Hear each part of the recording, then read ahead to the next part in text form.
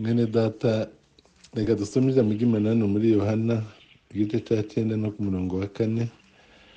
Haravuga ngo dukwiriye gukora umurimo w'uwantumye hakiri kare ngo dore bugiye kwira. Aya magambo nifuje ko ariyo tuganira, kandi by'ukuri nongeye kandi kubaramutsa, nongeye kandi kubabwira yuko guhurira mu ijambo ry'Imana ari ibintu by'akamaro.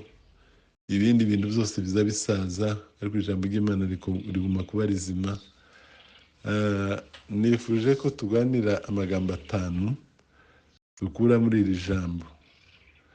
Iby'ukuri igitabo naherutse kwandika kiravuga ngo dukorere Imana tukiriho kandi tugihumeka.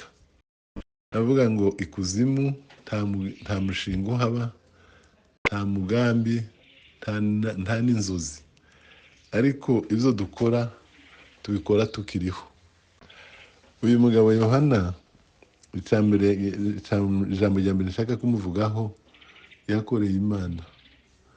Yohana yakorerwa ka Patimo, yakoreye Imana mu bihe bigoye, yarababajwe n'ibintu bigera kuri 7, ariko ntiyareka gukorera Imana.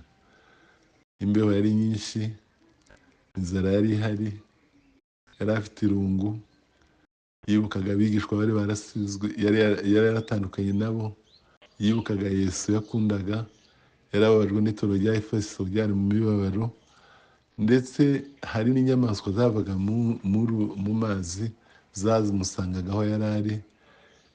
Ibyo bintu byose byari bimubabaje, ariko akorera Imana kugeza umunsi Yesu yamusanze aramubwira ngo ni Yohana, nari narapfuye none ndiho. Aravuga ngo andika ibizabaho, ibyabayeho n'ibiriho ndetse n'ibizabaho. Aramubwira ngo aya magambo nkubwiye kuri uyu munsi ni amagambo y'ukuri kose kw'Imana. Haleluya. Icya kabiri, hari ibintu 3 biruta ibindi mu byo Yohana yakoreye mu Imana. Ikintu cya mbere, Bibiliya iravuga ngo Yohana ngo yahoraga mu gituza cya Yesu. Buriya abantu bakorera Imana ntabwo babibamo none ejo ngo babivuyemo. Ubu hari ikibazo kiriho mu bantu, umuntu agakorera Imana agasa nk'aho ari ikiraka bamuhaye, ariko Yohana, Bibiliya iravuga ngo yahoraga mu gituza cya Yesu. Ikindi, Yohana yanditse ibitabo byinshi.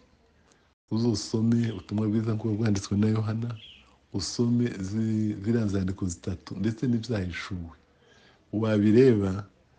Nizo bintu binaniye abantu benshi. Ubu ngubu Imana yarafashije, ntawe ikintu cyo kwandika ibitabo, ariko nagira ngo nkubwire mwene data, kimwe mu bintu biza byerekana ubunebwe bukeya ni ukwandika no gusoma. Yohana yari umwanditsi. Ikindi kandi, Yohana yaherekeje Yesu agera ku munota wa nyuma. Uribuka ko ku musaraba Yesu, Yohana niwe mugabo wari kumwe n'abagore bari kumwe na Yesu. Abantu benshi muzamujana, mukajana mwitangira, mukajana hagati, ariko ndimusirize hamwe. Ariko Yohana, Yesu aje no kumuraga, yabwiye nyina ngo namenye umwana, ngo nawe umwana amenya nyoko. Amena. Kunda Yohana, kandi nawe ndamugutuza umukunda. Ikindi nababwira cya 3, haravuga ngo dukorere Imana hakiri kare. Nibutse Sulemani yabwiye abasore, aravuga ngo muze mwibuka umuremyi wanyu, ngo mu minsi y'ubusore bwanyu, mu minsi mibi itaraza. Ubu ngubu abantu barukunda gukorera Imana bagifite imbaraga. Reka nkubwire mwene data, usome mu Baroma 12:5. Imirimo yo gukorera Imana irahari. Muri ziriya mpano 7 tubona mu Baroma, nawe urasabwa gukoresha ziriya mpano. Hari ubuhanuzi, hari ukuvuga ubutumwa, hari ukwigisha, hari uguhugura, hari ukuyobora, hari imbabazi, hari n'impuhwe. None se wowe waba uri gukorera Imana muri ibyo bintu byose ko bingana?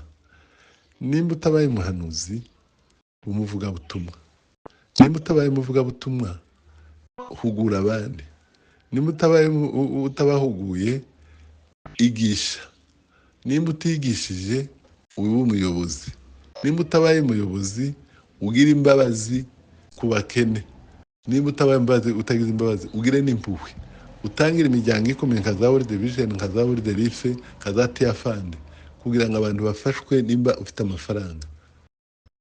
Icya kane nagira ngo mbabwire mu gukorera Imana, haravuga ngo dukoreshe igihe neza. Buriya mbisubiramo kenshi, Imana yaguhaye intoki zawe 5 kugira ngo zize zigufasha kugira ngo ukore imirimo neza. Urutoki rwa mbere zari kubaza ngo ese urakora iki none, urwa kabiri ngo ese urabikora gute, urwa gatatu ngo urabikorera hehe, urwa kane ngo urabikorana nande, urwa gatanu ngo urabitangira ryari. Nagira ngo nkubwire mwene data, Imana yaguhaye intoki 5, atari zo kujya umutsima gusa, atari zo gusa imitako uzuhinduranya inzara cyangwa se uzize zihora muri saro, ahubwo ni ukugira ngo zigufashe gukora plan, ukoresha intoki zawe 5. Igihe kiragenda ntikigaruka. Nagira ngo nkubwire ukorera Imana ugifite igihe. Icanyuma ndangirijeho ni ikivuga ngo umwijima utaraba. Reka nkubwire mwene data, ubu tugeze mu gihe cy'umwijima, hari ibintu byinshi biri kuranga umwijima muri kino gihe. Ikintu ca mbere, urukundo rwa benshi rumaze gukonja. Usigaye usanga umuntu mwakundanaga, umuntu wakubwiye amagambo menshi y'urukundo, mwahura mu nzira agatambuka, ariko ntaco Bibiri itavuze. Uwo ni umwijima. Ikindi cya kabiri gikomeye uretse urukundo ni ishari. Abantu benshi baragenda bubaka, aho kubaka urukundo bakubaka ishari. Ibyo ngibyo byose Bibiri bivuga, biravuga ngo igihe cy'imperuka kizaba ari igihe kirusha. Ikindi kandi kigaragara n'urugomo. Musome mu bihe byose byabayeho, igihe abantu bateye imbere, Satani yagiye azana urugomo muri bo. Ubushize nari Jorodani, batweretse aho inkuge ya Nowa yamanukiye. Baye batubwira yuko isi ico gihe yari yuzuye urugomo. Wareba n'iki gihe niko bimeze. Urugomo ni rwinshi. Reka dukorere Imana, umwijima utaraba mwinshi. Ubu ngubu hari umwijima uhaye ugenda winjira no mu itorero, ugasanga abantu bararirimba ariko bari mu mwijima. Ariko reka mbabwire, reka dukorere Imana umwijima tugiye tubona. Ikindi kandi nababwira nanone ni uburyo abantu bagenda bazima kutubakira ku ijambo ry'Imana. Ubu hari inyigisho nyinshi zigenda zivanamo abantu ibintu bari baramenye, abantu bakagenda bazana inyigisho z'ubuyobe, ariko ibyo zose ntaco Bibiri itavuze. Mu gusoza ndagira ngo nkubwire mwene data, dukwiriye gukorera Imana, dukwiriye gukorera Imana hakiri kare. Dukwiriye gukora Imana hakiri kare butarira, kuko hari igihe tuzaba dore tubona yuko ibintu bitagenda. Kandi ibyo ngibyo Bibiri bivuga, ariko ibyo byose mvuze nibigufashe gukorera Imana neza. Haleluya. Reka dusenga Imana. Imana data, Imana nkuru, ndagusaba kugira ngo duhe kugukorera hakiri kare, umwijima utaraza. Niba hariho byinshi bigenda biza, ariko dukeneye Umwami kumurikirwa nawe, kuko ariwe Imana igira byose. Kubwawe Yesu, amen.